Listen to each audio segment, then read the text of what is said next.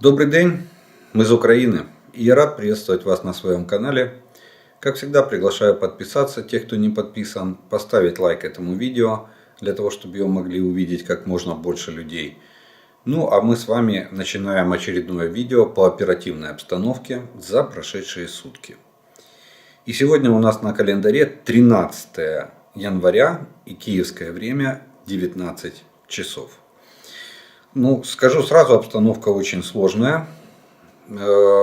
Есть изменения, не совсем хорошую для нас сторону, но они все-таки есть. Факт надо констатировать.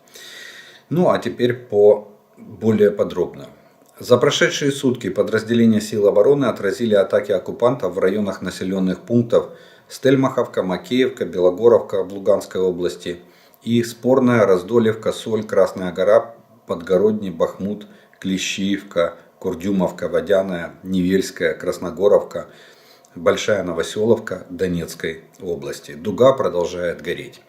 Причем в некоторых местах типа Солидара она горит очень сильно.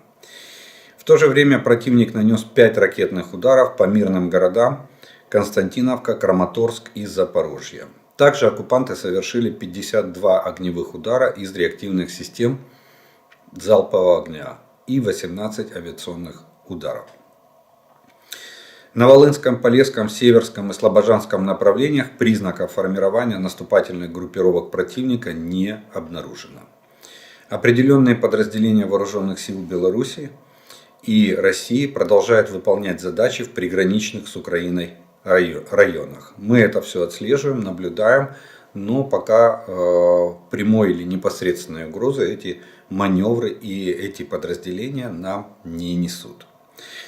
На Северском и Слобожанском направлениях обстреляны районы населенных пунктов Черниговской, Сумской, а также Харьковской области.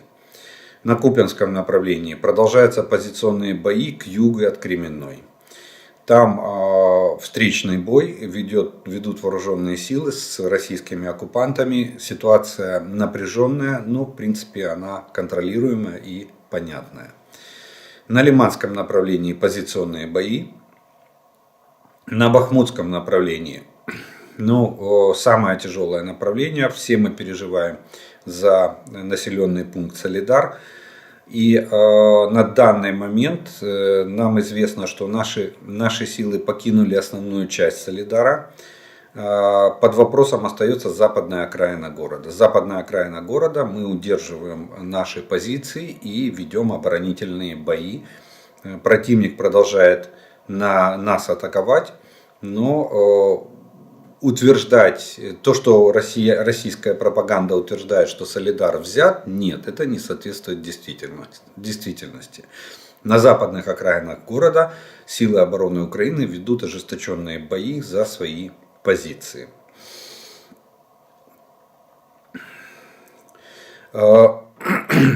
Также можно сказать, что анализ вражеских видео, те, которые выкладывает Российская Федерация, где есть на видео есть и наши бойцы, которые попали в плен, и наши бойцы, которые убиты, говорит о том, что никакого окружения не было. В Солидаре, да, мы отходили, да, мы несли потери, но тем не менее мы организованно отошли на западную окраину Солидара. Вот такая вот сейчас там ситуация. Ситуация в Бахмуте, в самом Бахмуте напряженная. Враг старается давить на южнее частного сектора в самом Солидаре, а также через Бахмутский лес. Российской Федерации удалось взять под контроль часть дач на севере города, возле Подгороднего. Бои в Клещиевке продолжаются. Там пока противник успеха не имеет. Вот такое вокруг. То есть Бахмут теперь переходит тоже в категорию острой ситуации, где российское командование продолжает пытаться проводить наступательную операцию. На Авдеевском направлении продолжаются бои у Андреевки, Первомайского и Невельского. Противник успеха не имеет, мы держим оборону, они продолжают пытаться атаковать. Новопавловское направление. Тут идут позиционные бои, перестрелки в основном и обмен огневыми ударами в основном артиллерии. На Запорожском направлении есть движение за прошедшие сутки. Противник предпринял неожиданные попытки атаки наших позиций, и в результате недавнего наступления, которое они предприняли, им удалось захватить участок местности в районе Мирного и Дорожнянки. Вот в районе двух этих населенных пунктов противник имел частичный успех и отодвинул немного наши оборонительные позиции. На Херсонском направлении продолжаются минометные артиллерийские обстрелы всего правого берега, фактически от Энергодара до Херсона. Также российские оккупанты продолжают оказывать давление на местное население на временно захваченной территории Херсонской области. Особенно на людей, которые отказываются сотрудничать с оккупационными властями. Оккупационные власти осуществляют домовые обходы, выявляют таких людей для оказания на них давления. К тому же захватчиков беспокоит проукраинская настроенность граждан региона, представляющая для них угрозу. Они очень от этого переживают, что население ратует за Украину, ратует за то, чтобы их разгромили и чтобы вооруженные силы Украины пришли и освободили эти территории. В отдельных населенных пунктах Мелитопольского района Запорожской области противник проводит фильтрационные мероприятия. Во время проверки особое внимание оккупанты уделяют телефонам, ищут подтверждение сотрудничества с силами обороны Украины. Я вам, кстати, говорил, посмотрите в предыдущих видео есть в описании, там есть ссылка на инструкцию, которую разработала наша группа Deep State Map, как правильно чистить телефон, чтобы российские вот эти оккупанты не смогли вас заподозрить в том, что вы передаете какие-то сведения или сотрудничаете с вооруженными силами Украины. Поэтому не поленитесь, найдите описание к этому. Это где-то было неделю назад примерно. И тогда сможете правильно почистить свой телефон и спокойно предъявлять его, когда идут облавы, фильтрационные мероприятия или на блокпостах. Стало известно о заказе гражданской спецодежды с логотипами Роснефть и Электросталь для личного состава одного из подразделений захватчиков, действующего на Новопавловском направлении и в Волноваховском районе Донецкой области.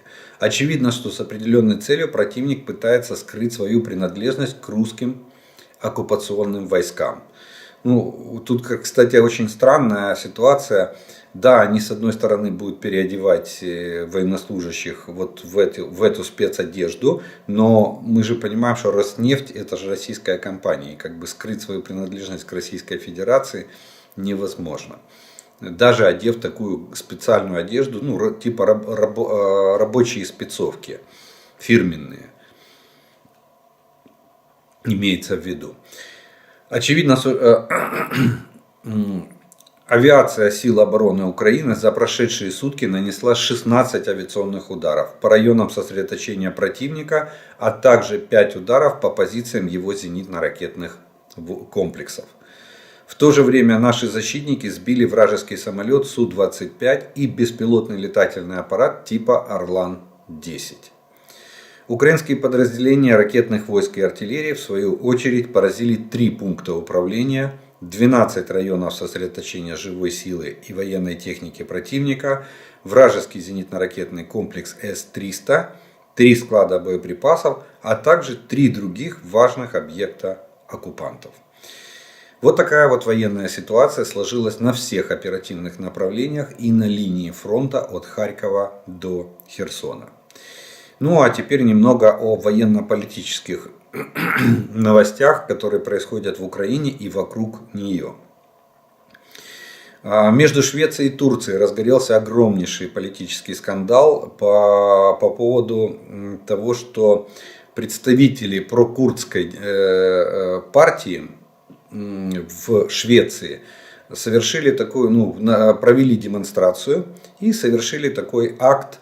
Они казнили манекен президента Турции Реджепа Таипа Эрдогана. Повесили его. Естественно, турецкий МИД очень быстро отреагировал на эту акцию и поставил шведам в укор то, что у них на территории действуют террористические курдские организации, и ни о каком вступлении в НАТО Швеция мечтать не может. Причем визит спикера парламента Швеции был запланирован на 17 января в Анкару именно для решения очередной попытки решения вопроса о вступлении Швеции и Финляндии в НАТО. Они делегируют права и решают этот вопрос параллельно для обоих стран. Турция отменила визит. Сказала, не о чем разговаривать, и пока вы не выполните наши требования относительно выдачи вот этих курдских активистов Турции, как террористов или членов террористической организации, ни о каком членстве в НАТО речи быть не может. Это нехороший для нас звоночек в том плане, что единство в НАТО очень сильно сейчас будет трещать по швам. Так как либо Турцию попросят покинуть или выведут из состава НАТО. Может даже так закончится. Но мне почему-то кажется, что основная часть стран НАТО будет склоняться к тому, чтобы принять Швецию и Финляндию в состав НАТО. А вот что делать с Турцией, тут очень большой вопрос. Хотя в мире прецеденты есть. Европейский Союз же не развалился, когда Великобритания провела Брексит и вышла из Европейского Союза. Далее, наша Верховная Рада приняла закон о порядке прохождения воинской службы по контракту иностранцами и лицами без гражданства в вооруженных силах Украины и других образованных в соответствии с законами Украины военных формированиях.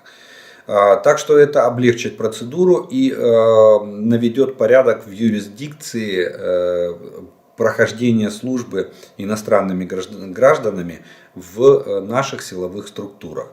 Единственное, что теперь надо внести поправки в закон о правовом статусе иностранцев и лиц без гражданства, в закон об эмиграции, закон о воинской обязанности и военной службе и в закон о Национальной гвардии Украины.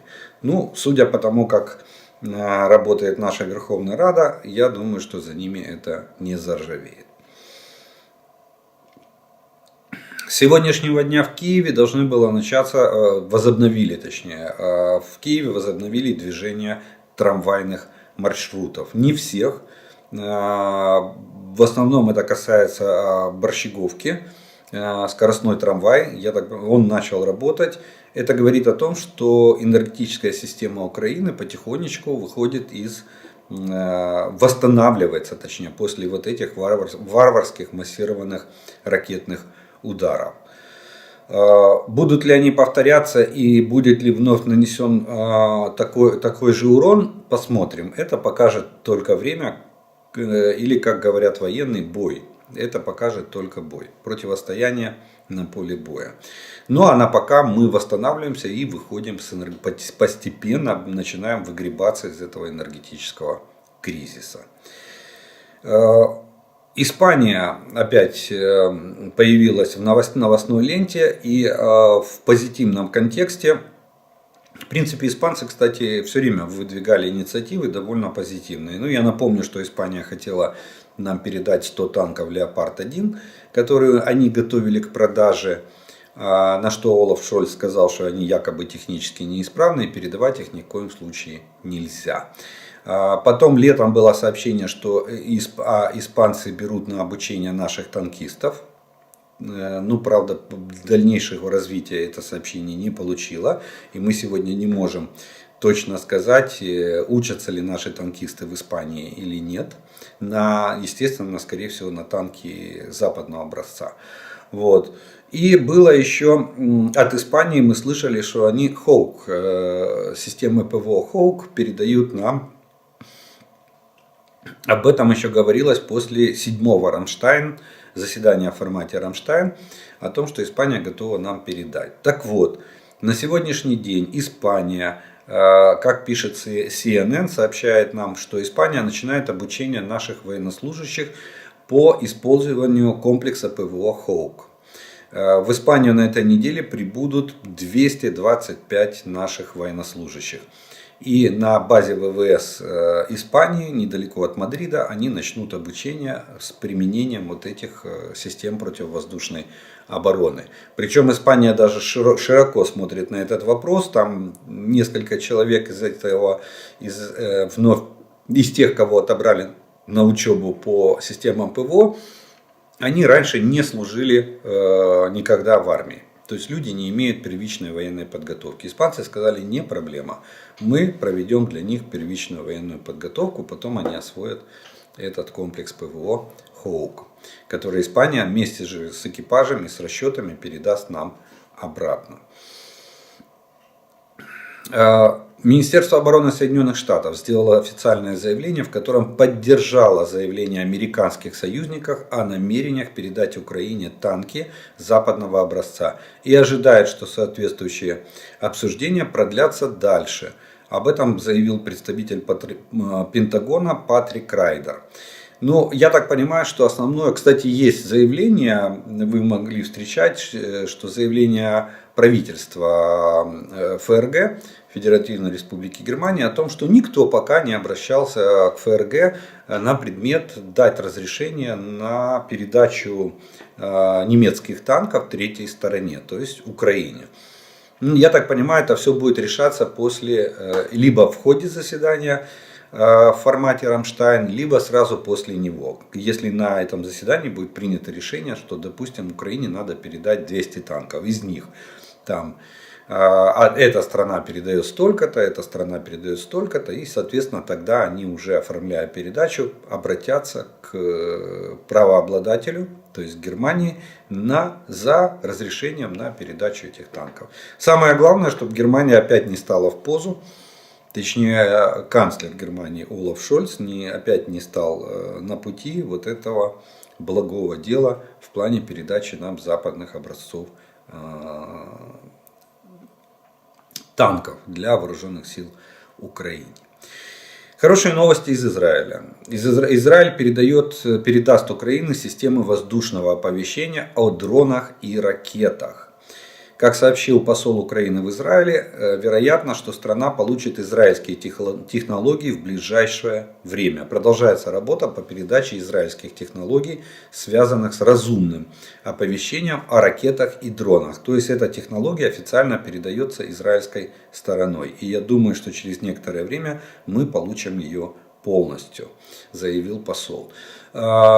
Это, кстати, вот о том, что вы периодически спрашиваете, почему сначала в городе гремят взрывы, а потом начинает завывать сирена воздушной тревоги. Так вот, израильские технологии позволяют опережать ракеты и дроны и своевременно подавать сигнал воздушной тревоги для граждан. Так что мы учимся, война заставляет нас учиться, и мы набираем именно боевой опыт в плане системы, даже в плане системы оповещения. Ну, еще из новостей надо отметить, что в оккупированном Крыму российские власти начинают отрывку окопов, делают укрепрайоны, в частности в районе города Севастополя расположен аэродром Бельбек. Так вот, вокруг этого аэродрома Российская Федерация сейчас строит укрепительные сооружения, то есть оборудует линию обороны.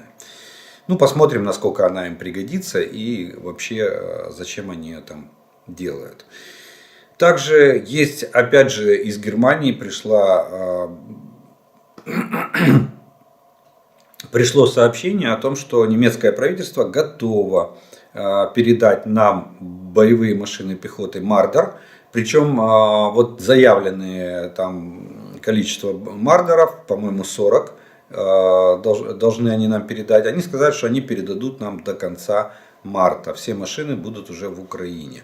При этом немецкие инструкторы проведут обучение наших украинских экипажей для работы на этих боевых машинах. Ну, кстати, надо отметить, что не успели Соединенные Штаты объявить о пакете помощи, вот тот, который почти на $3 миллиарда, там, где были Брэдли, М113 и Брэдли, боевые машины пехоты. Так вот, российская пропаганда в лице пресс-офицера Министерства обороны России, они, кстати, его уже даже возвели в ранг генерал-майора, лейтенанта, в ранг генерал-лейтенанта, то есть представьте, да, он уже россиянам сообщил, что российские вооруженные силы подбили, точнее уничтожили 4 БМП Брэдли. Эти Брэдли еще не доехали до Украины. Как вы могли уничтожить 4 БМП Брэдли из состава вооруженных сил Украины? Ну, уже вы хоть когда врете, так иногда хоть оглядывайтесь, где можно врать, а где... Ну, Хаймарсы, там то, что вы 2 раза уничтожили, на 3-й круг уже пошли уничтожать наши Хаймарсы. Да, это... Об этом как бы мы уже все знаем. А вот то, что Брэдли еще не успели отплыть, наверное, от берегов Соединенных Штатов, но уже 4 машины уничтожили российские вооруженные силы. Ну что ж, на этом военные и военно-политические новости мы закончим. Первый раздел нашего с вами видео. И я делаю, как обычно, по традиции паузу. У вас есть время подписаться на мой канал, для тех, кто еще не подписан. Поставить лайк этому видео, если оно вам нравится. И через некоторое время мы с вами продолжим.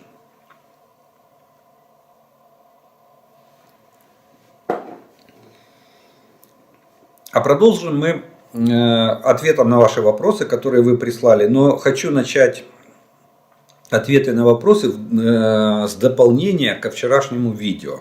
Вчера в видео я рассказал про топ-10 артиллерийских систем.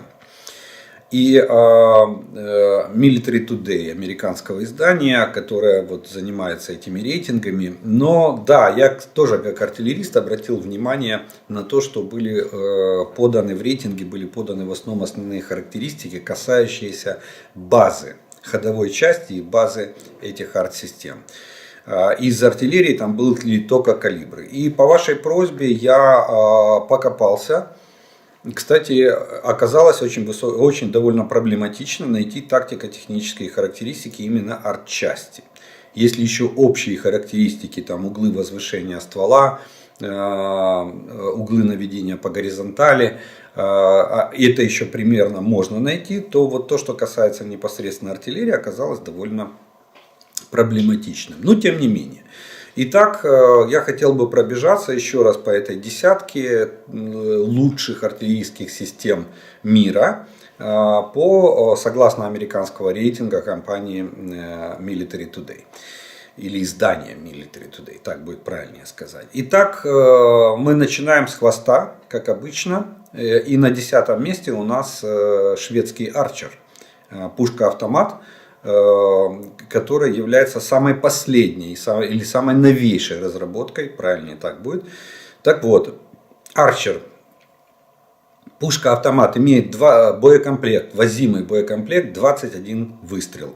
Это находится в башне, необитаемой башне, в автомате заряжания. Дальше орудие требует дозарядки или пополнения боеукладки вот в этом автомате заряжания. Дальность стрельбы осколочно-фугасным снарядом составляет до 30 км.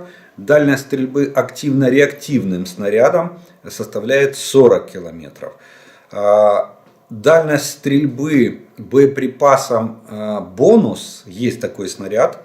Это самоприцеливающиеся боевые элементы, которые могут это кассетный боеприпас, он раскрывается И эти элементы определяют по своим, с помощью датчиков, которые у них есть, они определяют наиболее слабые места или промежутки, допустим, между активной и реактивной броней. И, соответственно, наносят поражение бронетехники противники. Так вот, этим боеприпасом дальность стрельбы Арчера 35 километров, а Эскалибур, это корректируемый боеприпас, 60 километров. Это что касается шведского Арчера. Скорострельность этой системы 8 выстрелов в минуту. То есть она ведет уверенный темп 8 выстрелов в минуту, пока получается, что боекомплект она расстреливает меньше, чем полный боекомплект возимый, 21 снаряд, она расстреливает меньше, чем за 3 минуты. Дальше идет 9 место, это российская МСТА-С 2С-19. У нее возимый боекомплект 50 выстрелов. Весь боекомплект находится в башне. Дальность стрельбы ее составляет осколочно-фугасным боеприпасом, то есть обычным боеприпасом 24 километра, активно-реактивным боеприпасом 30 километров. Скорострельность гаубицы составляет 8 выстрелов в минуту. Следующее, на 8 месте у нас АС-90, это британская гаубица на гусеничном ходу, и у нее возимый боекомплект пушки 48 выстрелов, дальность стрельбы обычным боеприпасом 24, почти 25 километров, 24,7, и активно-реактивным снарядом 30 километров. Видите, примерно дальности одинаковые. Скорострельность у этой гаубицы, она имеет возможность, вот АС-90, британская гаубица, имеет возможность сделать первую очередь выстрела автоматическая. То есть она может сделать 3 выстрела за 10 секунд. Потом средний темп она держит 2 выстрела в минуту. И такой темп стрельбы 2 выстрела в минуту она может выдерживать в течение часа. Вот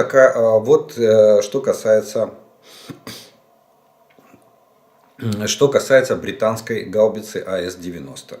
Польский краб.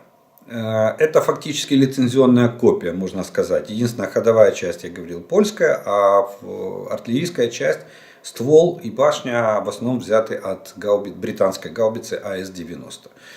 И у нее уже отличается, у нее возимый боекомплект 40 снарядов и 48 зарядов. То есть зарядов на 8 штук больше, для того, чтобы экипаж мог выбирать при необходимости, на каком заряде вести огонь. Темп стрельбы у польского краба 6 выстрелов в минуту. Но при этом польский краб то же самое умеет делать 3 выстрела за 10 секунд. То есть скоростная стрельба. А потом это интенсивным огнем. А потом идет темп стрельбы 6 выстрелов в минуту. И может вести такой темп 6 выстрелов в минуту. Краб может выдерживать в течение 3 минут. То есть 3 снаряда беглым, потом 18 снарядов в течение 3 минут. Дальше практическая скорострельность краба снижается до 2 выстрелов в минуту. Дальность стрельбы самоходки краб составляет 30 километров обычным осколочно-фугасным боеприпасом. И максимальная дальность стрельбы до 40 километров. Это имеется в виду активно-реактивный снаряд. Далее у нас в рейтинге идет М109А1 Паладин, американская самоходная гаубица. И у нее боекомплект возимый идет 28 выстрелов. Дальность стрельбы обычным осколочно-фугасным снарядом 22 километра. Активно-реактивным снарядом 30 километров. Но активно-реактивный снаряд это тот, который имеет пороховой генератор-ускоритель в хвостовой части снаряда. Поэтому он летит дальше. Они были в Советском Союзе, они есть в Российской Федерации. И они везде активно применяются во всем мире. Это тот же самый боеприпас, просто в хвостовой части, в донной части снаряда, так правильнее будет сказать, у него находится пороховой генератор, который придает ему реактивной тяги немного. Так вот, Паладин имеет скорострельность 1 выстрел в минуту. Это максимальная его скорострельность. Но на первых 4 выстрела он может сделать в течение 3 минут. Дальше паладин идет с четким темпом 1 выстрел в минуту. Далее у нас с вами идет, сейчас вам точно, чтобы уже не путаться с местами. Далее у нас с вами идет Китай. PLZ-05 гаубица. И тоже она калибра 155. Я отмечал, что китайцы взяли мировой стандарт. Я бы назвал это мировым стандартом, потому что все-таки НАТО и большинство стран в мире используют именно калибры, как в НАТО, совместимость. Так вот, у китайской пушки, кстати, одна из самых загадочных пушек, у нее был боекомплект у самоходки 30 выстрелов. Далее, дальность стрельбы зависит от вида боеприпасов. Если же применяется боеприпас с лазерным самонаведением, это они скопировали, даже в описании написано, что это что-то аналог советского, обратите внимание, снаряда «Краснополь». Россия сейчас приписывает его себе, что Краснополь это российский. Нет, это советский снаряд, который идет по отраженному лазерному лучу. Кстати, артиллерийские квантовые дальномеры имеют функцию подсветки целей. Включаешь эту функцию, нажимаешь кнопку, держишь перекрестие на цели, и лазерный луч светит на эту цель. Так вот, этот снаряд Краснополь, он ловит отражение лазерного луча и идет ровно в ту точку, в которую светит лазерный луч. Вот этим достигается. Так вот, китайская гаубица таким боеприпасом с лазерным самонаведением может стрелять на дальности до 20 километров. Далее у нее есть 3 типа боеприпасов. Но вот что самое интересное, я не нашел расшифровки этих снарядов. Они называются, допустим, ERFB-BB. Дальность таким боеприпасом 39 километров. Но я вам скажу опорные дальности. 3 типа боеприпасов к этой самоходке у Китая есть. Дальность стрельбы этими боеприпасами составляет 39, 53 и, внимание, 100 километров.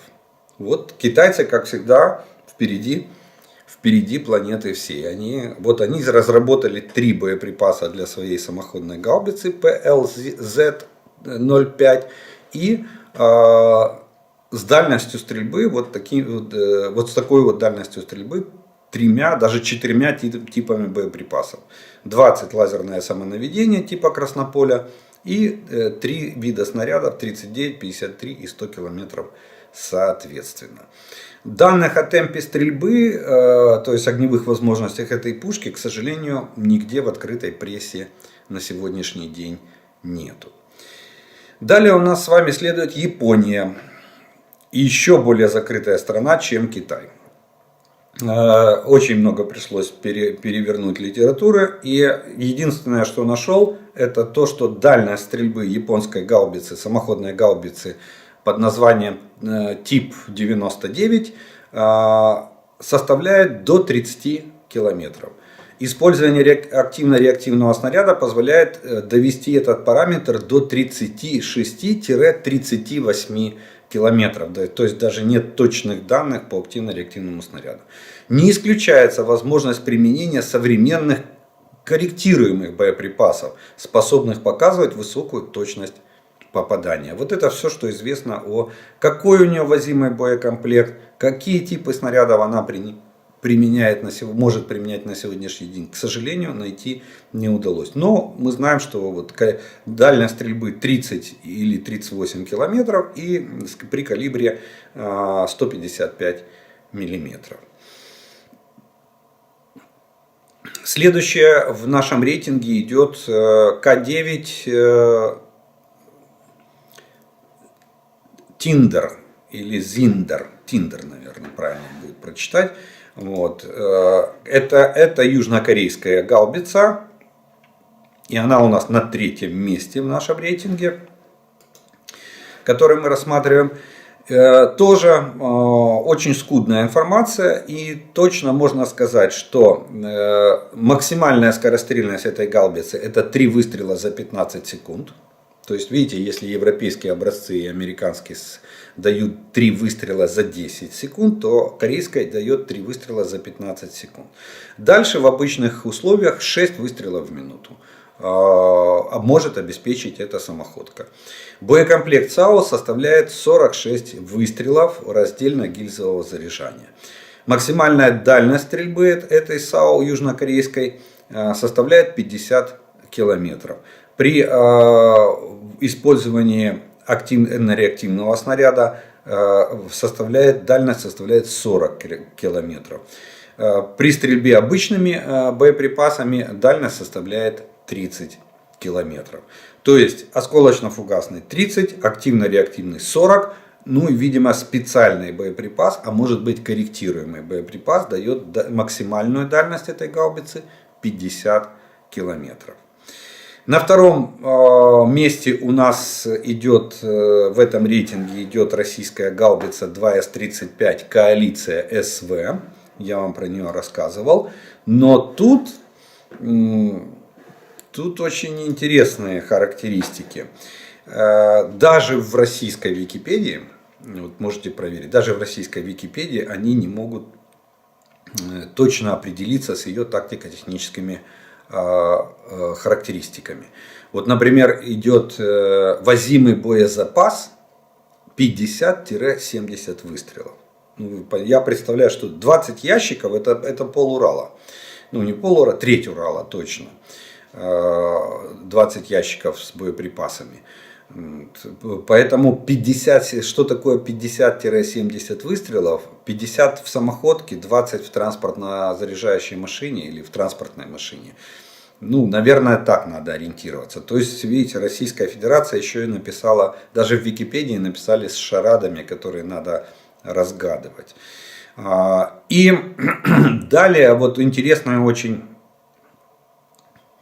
характеристики. Тут же в этом же описании в следующей таблице сравнительные тактико-технические характеристики с основными ведущими гаубицами мировыми, да, они дают, что возимый боезапас 65 выстрелов. 50-70 это как бы для российского потребителя. Для всех остальных, видимо, в сравнении с западными образцами 65 выстрелов. Ну, пусть будет 65. Ладно, не будем спорить. Дальше. Максимальная дальность стрельбы обычным осколочно-фугасным снарядом коалиция заявлена 40 километров. До активно-реактивного боеприпаса для этой гаубицы не создано на данный момент. Прочерк стоит. Но зато есть максимальная дальность стрельбы управляемым активным снарядом. И она заявлена на сегодняшний день 70 километров. Ну, дай бог. Может быть, как Экскалибур летит на 70 километров корректируемый боеприпас. И теперь, внимание, тоже интересная характеристика, двойственная. Боевая скорострельность гаубицы коалиции. Написано нормальная скорострельность 12 выстрелов в минуту, максимальная скорострельность 16 выстрелов в минуту. Не заявлено, сколько она может выдерживать такой темп и за счет чего, нельзя найти данных, за счет чего такой темп выдерживается. Ну, да бог с ним. И у нас с вами остается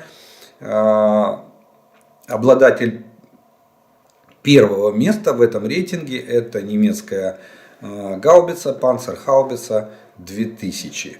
И ее основные тактико-технические характеристики, артиллерийские характеристики, являются следующими. У нее возимый боекомплект в гаубице 60 выстрелов, дальность стрельбы от 30 до 50 километров в зависимости от боеприпаса. И при стрельбе это обычным боеприпасом, она может так стрелять, такой разброс. И 67 километров активно-реактивным снарядом. Рекордная скорострельность в этих гаубицах она может делать первых 3 выстрела за 9 секунд. Внимание, на 1 секунду быстрее, чем все остальные западные образцы. Еще 10 выстрелов могут быть совершены за 56 секунд. Тоже очень интересная характеристика. Но на практике все зависит от степени разогрева ствола. Нормативно немецкая самоходка разрешает произвести 20 выстрелов за 2 минуты. То есть вот такой темп, 10 выстрелов в минуту, она может держать 2 минуты. Затем скорость стрельбы должна быть снижена до 8 выстрелов в минуту. Вот такие вот характеристики по вашей просьбе собрал и вам озвучил согласно вот этого мирового рейтинга лучших артиллерийских систем в мире. Ну а теперь мы уже окончательно продолжаем ответы на ваши вопросы, которые вы прислали.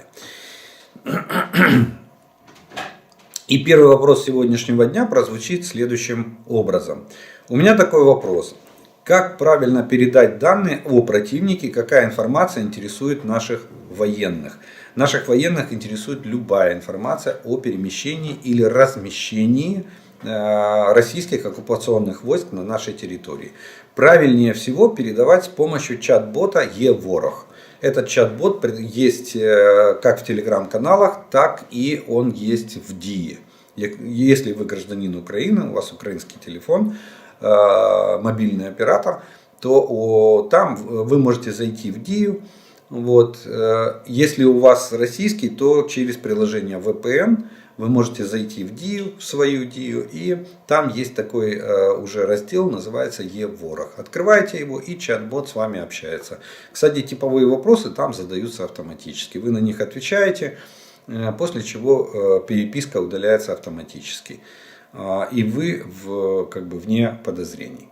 Вот таким вот образом. Через чат-бот называется Е-Ворог. Передавайте любые сведения о расположении и перемещении российских войск по территории Украины. Также там можно передавать сведения о коллаборантах.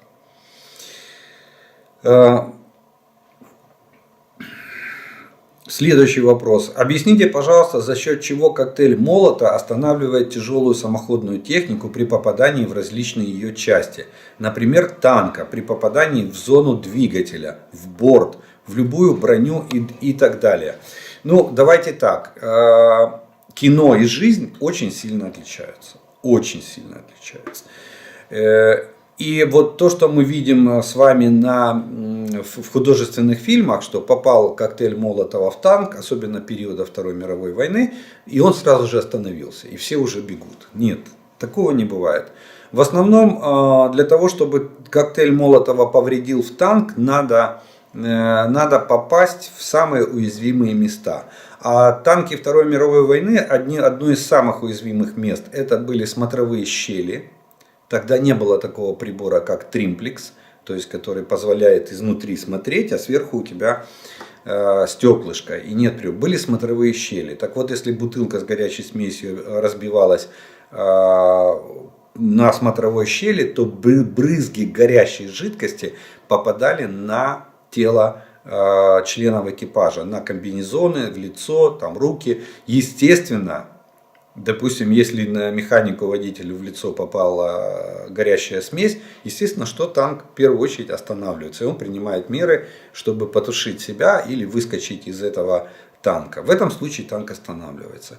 Если же во всех остальных случаях, как правило, танк не останавливается. Он продолжает движение, продолжает бой.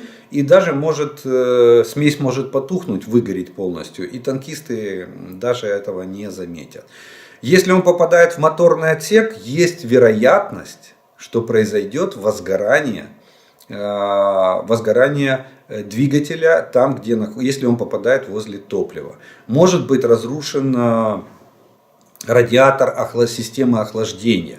И то это не приведет к немедленной остановке двигателя. Почему? Потому что классический коктейль Молотова делается с применением серной кислоты. А радиатор даже танка делается из латуни. И, соответственно, он может быть поврежден вот этими вот элементами серной кислоты. Но при этом танк может какое-то время ехать пока и вести боевые действия, пока не произойдет перегрев двигателя. Точно так же топливные баки. Поэтому здесь говорить о том, что танк останавливается сразу при попадании, там, особенно в борт, так вообще для танка это никакой угрозы вообще не несет. Он может спокойно продолжать боевые действия. Так что кино и жизнь отличаются кардинально. Наглядный пример, я вам приведу очень хороший наглядный пример из нашего Майдана. Вот Майдан 2014 года был, и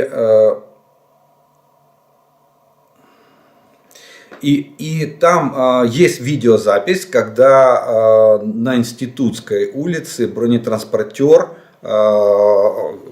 пытался таранить баррикаду для того, чтобы прорваться на Майдан Незалежности вот с улицы Институтской. И там его закидали коктейлями Молотова. И что вы думаете, бронетранспортер остановился? Нет. И в него кинули, наверное, если так по видео, навскидку там до 2 десятков коктейлей. Он горел весь, как факел. Но при этом он спокойно двигался вперед-назад. Колеса у него горели. Но они не прогорели, они не взорвались, время было. Он потом откатился назад, и экипаж вышел через задние двери десантного отделения. Вот и все. Вот вам ответ на вопрос, реальный ответ на вопрос, останавливается танк или нет, если в него попадает коктейль. А на танке еще меньше резиновых изделий, чем на бронетранспортере. Добрый день. Очень интересно, какой радиус защиты от баллистических ракет у ПВО, например, Patriot. Я так понимаю, на последнем этапе ракета в цель попадает практически вертикально. Так и комплекс должен быть где-то рядом, чтобы перехватить эту цель. Да, кстати, по баллистическим ракетам самый маленький радиус действия. Как правило, он составляет где-то порядка 40 километров. Если мы говорим, что Patriot 80 максимальная дальность, там, до 100 он может достать цель, то баллистические ракеты он уничтожает где-то с дистанции 40 километров и менее. Но вот смотрите, в чем проблема баллистической ракеты? В том, что она идет на излете, на конечном участке траектории, у нее сверхзвуковая скорость. Она падает, вы правы, почти вертикально. Вот, и при этом она имеет очень огромную скорость. И если она не была засечена в момент пуска, вот если она засекается в момент пуска, то тогда система просчитывает точку встречи и определяет автоматически время запуска противоракеты. И тогда противоракета успевает прийти в точку встречи. И мы все понимаем, что баллистическая ракета летит по математическим законам, по законам баллистики. Вот, и она никуда не денется. Она точно будет в этой точке. Потому что парабола, которую она очерчивает после ее пуска, она константа, она неизменна. Ракета, управляемая, обычно баллистические ракеты, корректируемые на начальном участке траектории. На конечном участке траектории уже никто баллистическую ракету не корректирует. И поэтому точку встречи просчитать можно. В этом, кстати, ее и сложность перехвата. И если комплекс вовремя ее засек, РЛС вовремя засекла, и по времени она успевает пустить противоракету, чтобы точка встречи оказалась на траектории, а не уже после того, как ракета упадет в цель, вот, то тогда производится ее. И да, как правило, эта дистанция минимальная, где-то километров 40 и менее. И, соответственно, пусковая комплекса должна быть расположена, соответственно, на такой расстоянии от вероятного места падения ракеты. Почему я и другие специалисты всегда говорим о том, что эффективность противоракетной системы зависит от плотности и количества. Вот. Но это взаимосвязанные два понятия, количество и плотность средств противоракетной обороны. Чем плотнее они стоят, тем больше вероятность того, что они эту ракету собьют, даже баллистическую.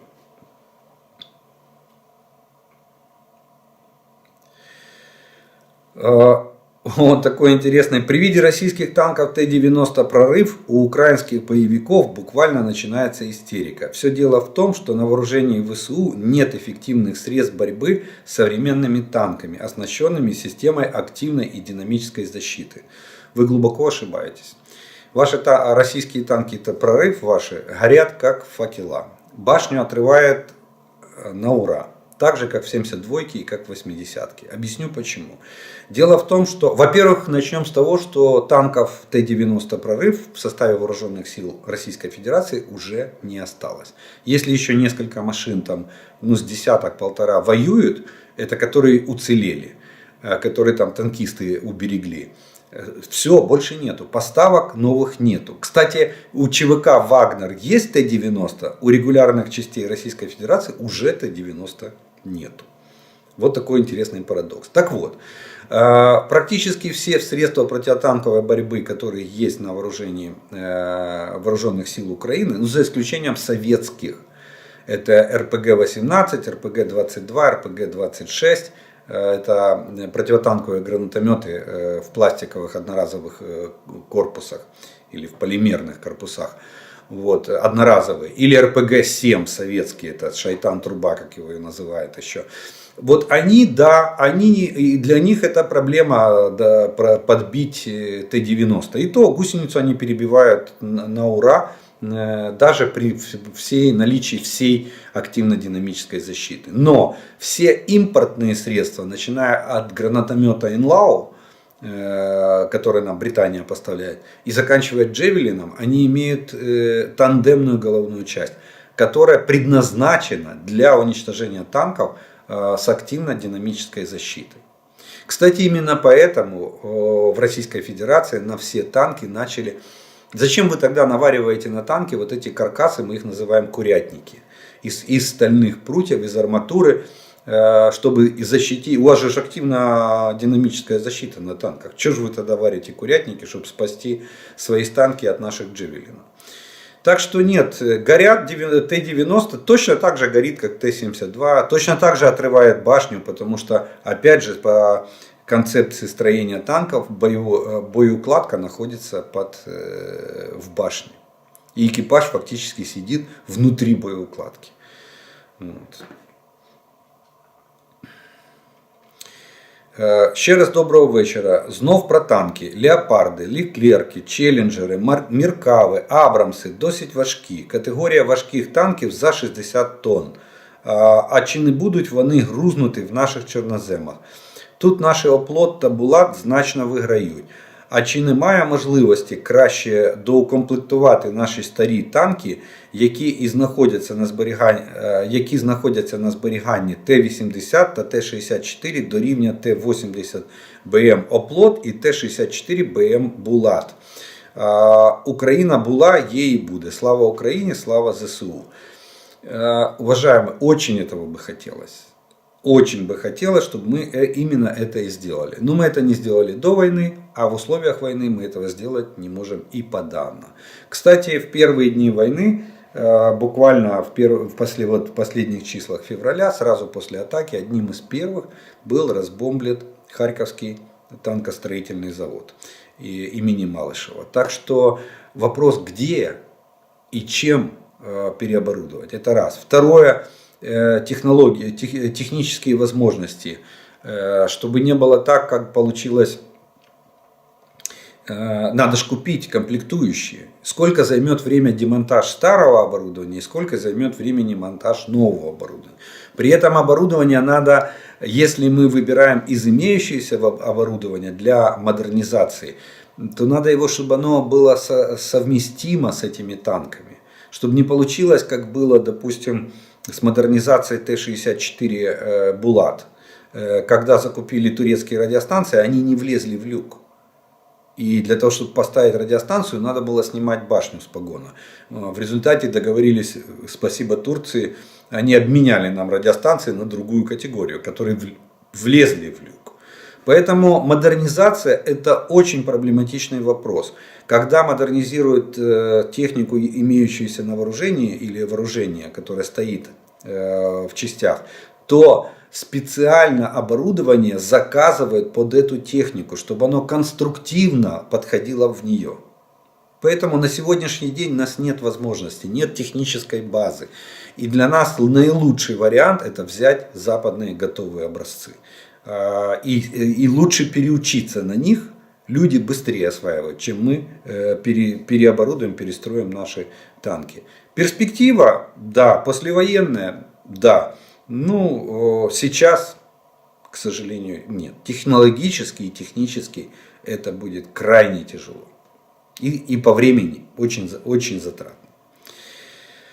Вы рассказывали о приоритетных целях на поле боя. Расскажите, пожалуйста, о приоритетных целях на уровне фронтов. Какие они бывают, как их находят, если уничтожить штаб специальной военной операции. Как это отразится на действиях армии рашистов?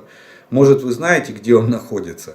Есть ли возможность у вооруженных сил Украины прорядить ряды рашистских генералов? Ведь есть же на Донбассе люди, у которых получилось достать до Крымского моста, крейсера «Москва», до аэродромов в Крыму и Энгельсе. Верю в ЗСУ, слава Украине, спасибо за ответ. Смотрите, на уровне, у нас фронтов нет, давайте возьмем на уровне оперативного командования. На уровне оперативного командования приоритетным является 3 вида целей основных. Это командные пункты, раз, узлы связи, 2, и далее склады боеприпасов и сосредоточение резервов. Районы, оперативные районы размещения резервов. Вот 4 основных вида целей, которые надо уничтожать на оперативном направлении. Тогда фронт проседает. Вот. Но, соответственно, удаление от линии фронта в этих целей довольно большое. Начинается оно где-то с 20 и более километров. То есть, допустим, командный пункт оперативного направления может находиться на 30-40 километров от линии фронта. Узел связи там может стоять и на 50 километров от линии фронта. Как их обнаруживают? Их обнаруживают с помощью аэрокосмической разведки. То есть то, что нам дают наши страны-партнеры. Их обнаруживают беспилотники, которые имеют возможность залетать на такую глубину. И их обнаруживает наша разведка, которая там пешком ходит и собирает грибы вокруг этих вероятных целей. Все цели обнаруживаются вот такими способами, как я сказал. Аэроразведка, космическая разведка и агентурная разведка, то есть пешая разведка, диверсионно-разведными группами. Соответственно, с выявлением этих целей они накрывают. И при наличии возможности, если они попадают в зону нашего огневого поражения. Мы знаем, что Хаймарс может достать максимум на 50, от силы 60 километров в глубину обороны противника. Почему? Потому что ему самому надо стоять где-то хотя бы километров 10 от линии фронта, чтобы чувствовать себя безопасно, а лучше 20, чтобы до него не доставало основные виды артиллерии Российской Федерации, чтобы он не попал под ответный огонь, под контрбатарейную борьбу. Вот поэтому считайте. И когда совпадают вот эти факторы, дальность досягаемости наших огневых средств, данные разведки о наличии таких пунктов управления, узлов связи, сосредоточения резервов или складов различного типа, тогда мы наносим огневые удары. И, кстати, именно таким способом мы прорежаем российский генералитет, который, кстати, одно из последних накрытий было в Херсонской области, недалеко от населенный пункт, но там проводили совещания силовики, в том числе и ФСБ из Москвы. Приехали совещаться, как устраивать оккупационную власть на этих местах. Мы накрыли, было очень большое количество старших и высших офицеров, в том числе и приехавших из Москвы. Мы их накрыли с помощью наших реактивных систем Хаймарс. Так что вот таким вот образом определяется, и такие цели являются приоритетными. Останній період люди насторожені мобілізацією. Часто чую, що всі повістки просто кидають в поштову скриньку і навіть запихають між штахет. Чи правомірно це? Чому від влади не чути ніяких пояснень? Як на це реагувати? Почему не слышно? Все слышно. Главный военком Вооруженных сил Украины, все, ну, образно говоря, главный военком, там его должность немножко по-другому. Кстати, это была публикация и в телеграм-канале, и на новостных сайтах. Везде было. Он четко и ясно разъяснил, что повестка вручается только под роспись лично в руки. Вот тогда она считается врученной. Все засовывания в двери, там, в щели, кидания в почтовый ящик, они не имеют правовых последствий. Это не является вручением или оповещением или вручением повестки. Об этом было четко написано и разъяснено. Повестку у нас, согласно закону, может вручить представитель военкомата, работодатель, через работодателя закон позволяет вручить повестку, и повестку может вручить местные советы, через местные советы, с привлечением правоохранительных органов.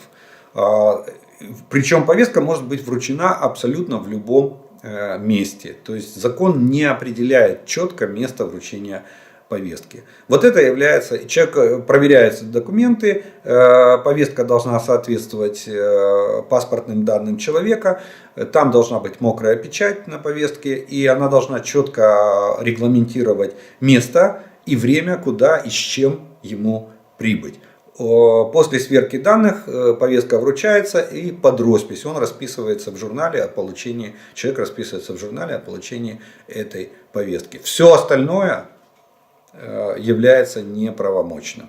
И все остальное, таковы были разъяснения, по-моему, он называется начальник Центра комплектования Вооруженных сил Украины.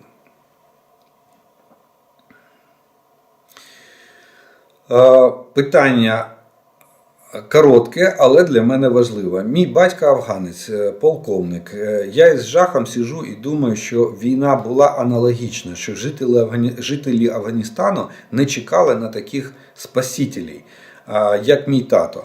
Чи я помиляюсь, війни не схожі? Сидячи під ракетами, починаю вірити у карму роду. Дякую за информацию. Смотрите, война похожая.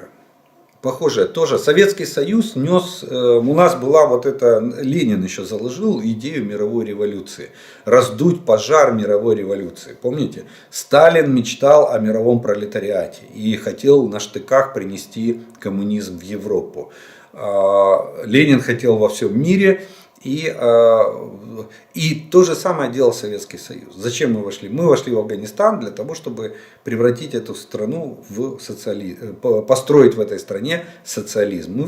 Естественно, принести его на штыках. Мусульманская страна со своими традициями и обычаями. И тут приходит Советский Союз и говорит: нет, вы теперь светское государство, у вас социализм. И все остальное. Мы свергли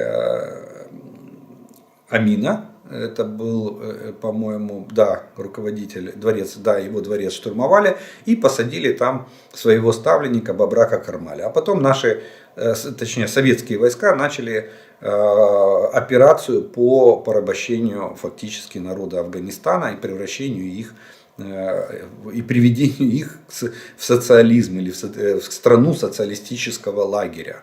Вот так вот.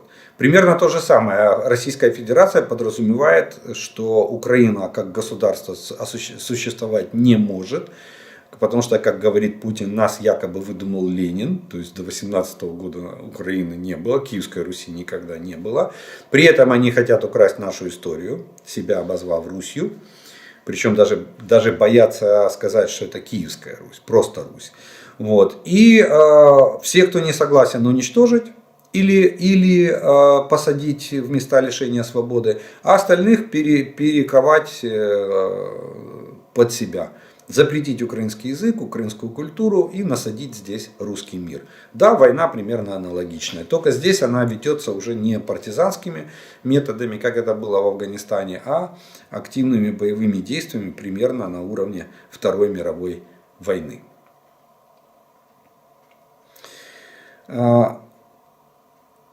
Предполагают, что в Белоруссии формируется частная военная компания специально для того, чтобы военные Белоруссии не вступали в войну, а ЧВК воевали бы вместо них. И таким образом Путин хочет якобы все же напасть на Киев. Что вы думаете об этом?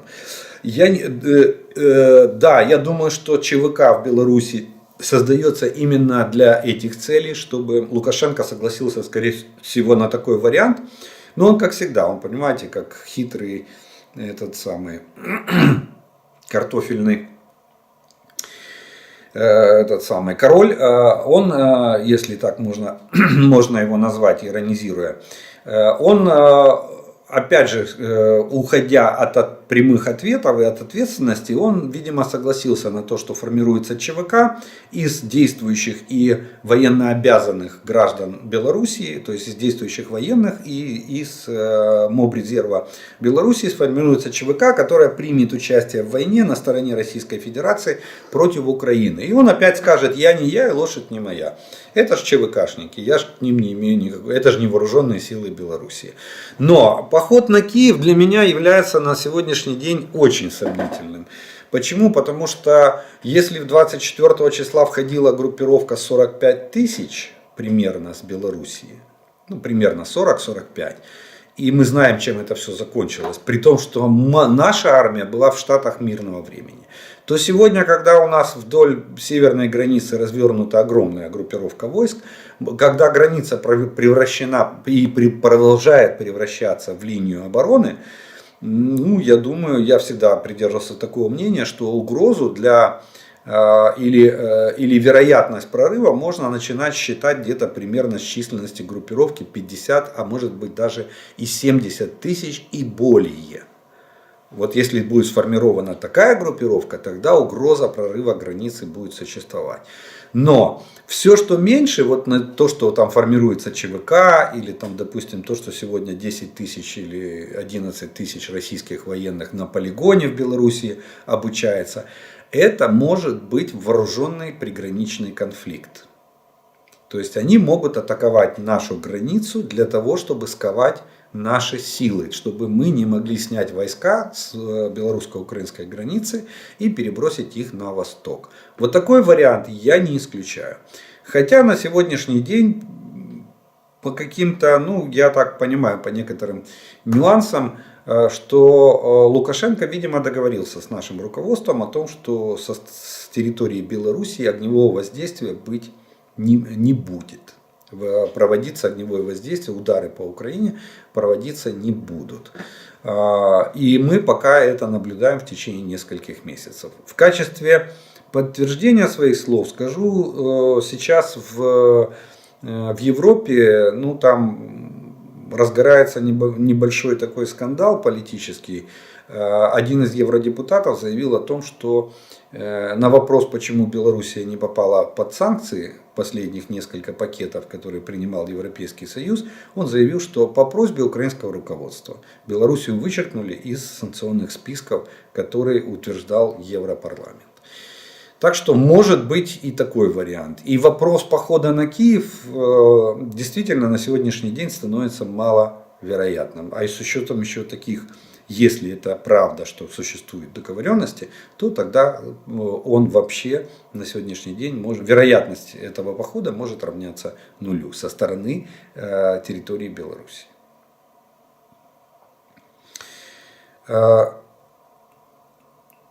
Точная информация, вот смотрите, пишут, что точная информация, беспилотники изготавливаются в Белоруссии, в Гомеле.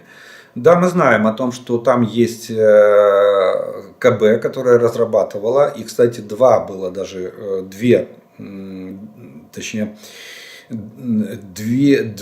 модели беспилотников белорусских разрабатывали, и Лукашенко где-то месяца полтора или два назад сказал, что надо бы вернуться к программе разработки беспилотников. Но на самом деле есть данные, что они не стали трогать свои программы, они их зачехлили. А вот то, что они сейчас, там вот это предприятие, которое при этом конструкторском бюро или наоборот КБ при этом предприятии, они сейчас активно производят беспилотники для Российской Федерации. Не знаю, где берут комплектующие, думаю, что обходят просто санкции серыми путями и через третьи, там, четвертые страны. Но тем не менее, да, есть такая информация, что Белоруссия клепает беспилотники для вооруженных сил Российской Федерации. Ну, на мой взгляд, зря мы играем в игры с Белоруссией. Надо ее просто ставить в один ранг с Россией, разрывать дипломатические отношения. У нас, кстати, послы до сих пор белорусские в Украине и наш посол в Минске. Санкции на Беларусь не попадает. А при этом Беларусь полностью обеспечивает российские войска, готовит личный состав на полигонах у себя, отдает боеприпасы, ремонтирует технику, снимаемую с хранения, и эта техника потом появляется на полях на Донеччине, на Луганщине и убивает наших военнослужащих. И ведет захват, пытается захватывать на этой технике российские войска, пытается захватывать нашу территорию.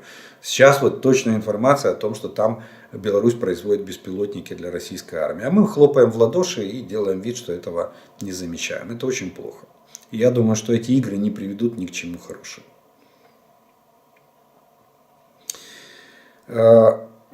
Бахмутское направление. Восточнее населенного пункта Константиновка и северного населенного пункта Торецк по линии Предтечна-Белая гора Делеевка началась массированная артподготовка из всех видов артиллерии и реактивных систем залпового огня по укрепрайонам вооруженных сил Украины. Началась подготовка к наступлению.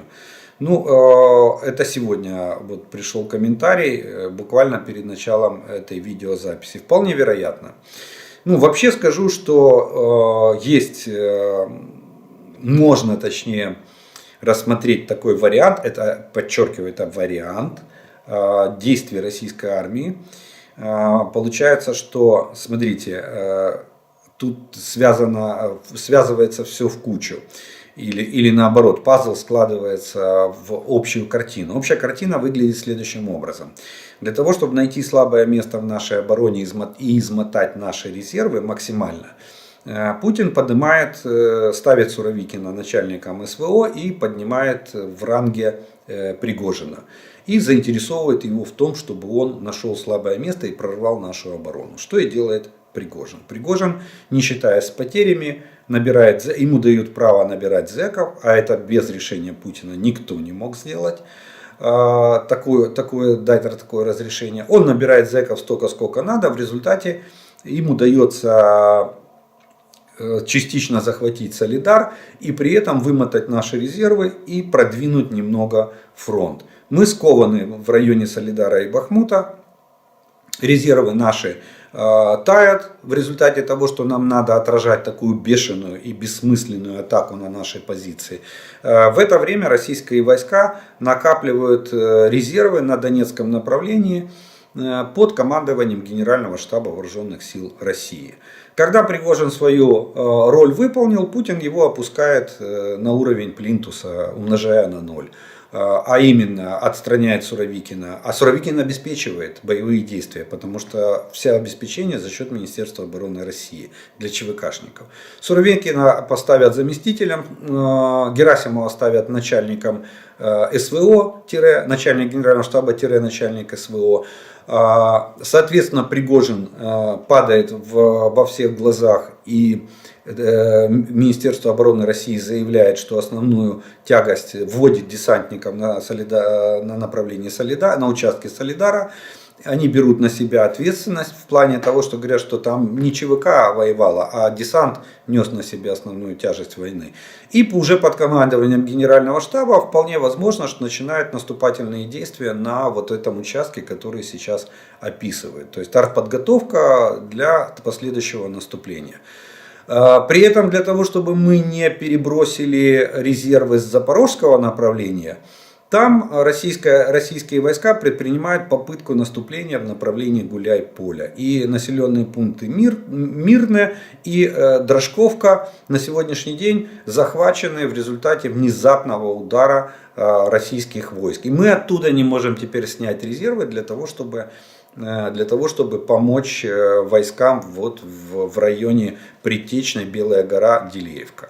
Кстати, вот этот участок, который тут описал зритель, я так понимаю, из Донбасса, это выход на Константиновку. А Константиновка это перекресток дорог, по которой снабжается Бахмут.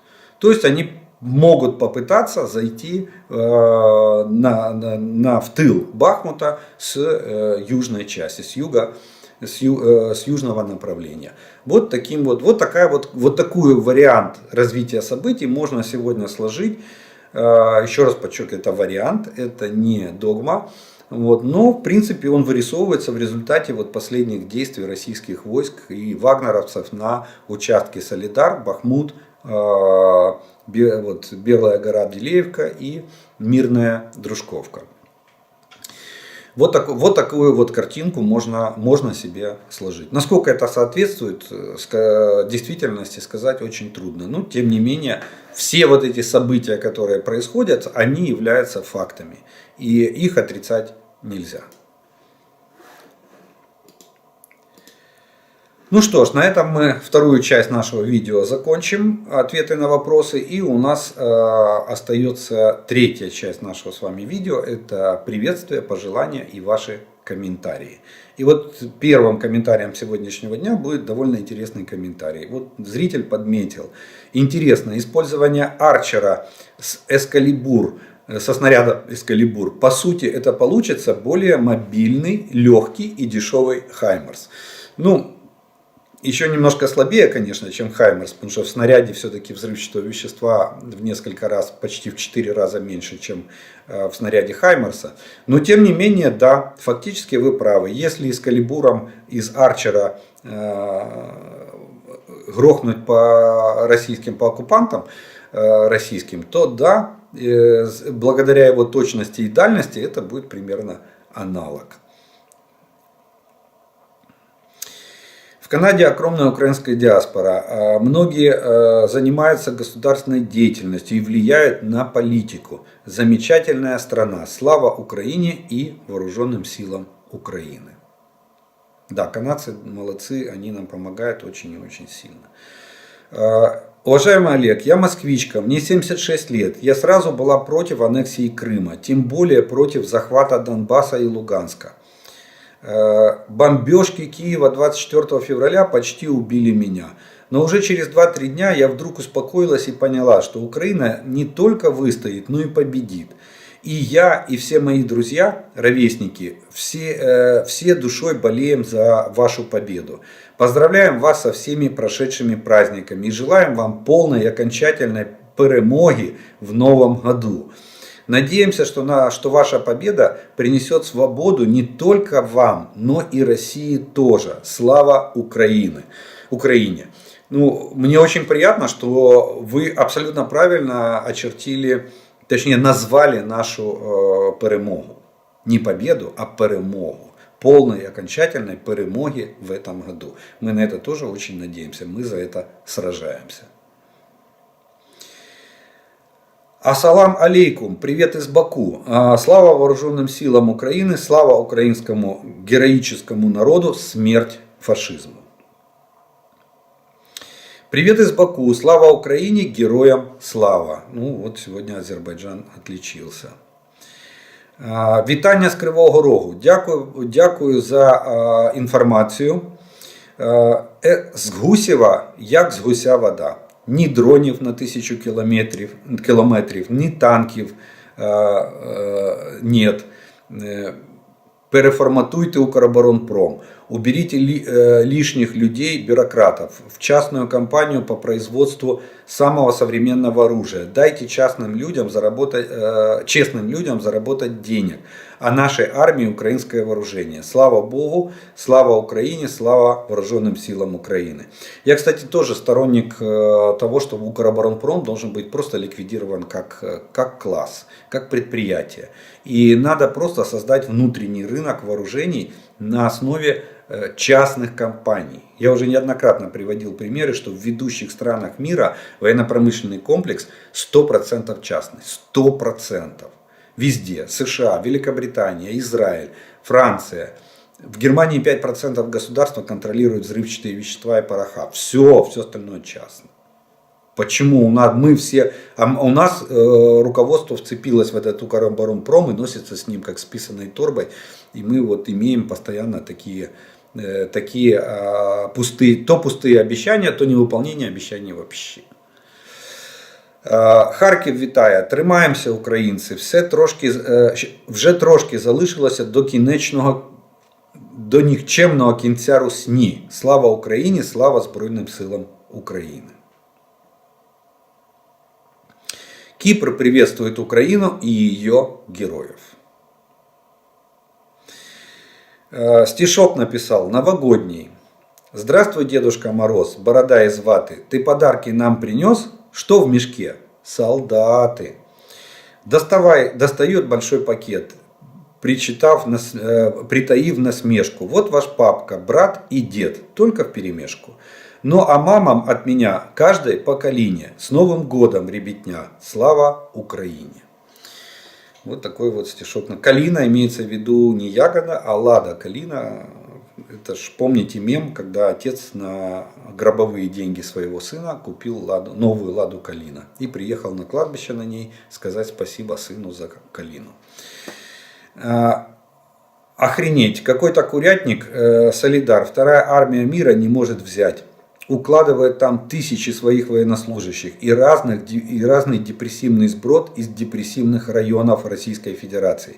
Если такие дикие потери будут и дальше, то действительно второй волны мобилизации не избежать в Российской Федерации. Конечно, не спасла мобилизация, потери просто дикие. Особенно когда с беспилотника обзор поля битвы жесть, просто жесть. Согласны со многими украинскими экспертами, что вооруженные силы Украины хотят тупо закидать трупами, причем без разницы какими, от десантников до зэка и разного депрессивного сброда. ВСУ само не офигело от увиденного в 21 веке. Воистину, война до последнего россиянца. Мотивации больше у вновь созданных частных военных компаний. Умереть в Украине? Но это надо быть полностью отмороженным идиотом, чтобы изъявить желание лечь в Украине. Да, действительно, в Российской Федерации всего две жизненные дороги. Одна умереть за президента в окопе, другая просто сдохнуть от водки. Полнейшая деградация страны. Вот такой вот комментарий от одного из зрителей.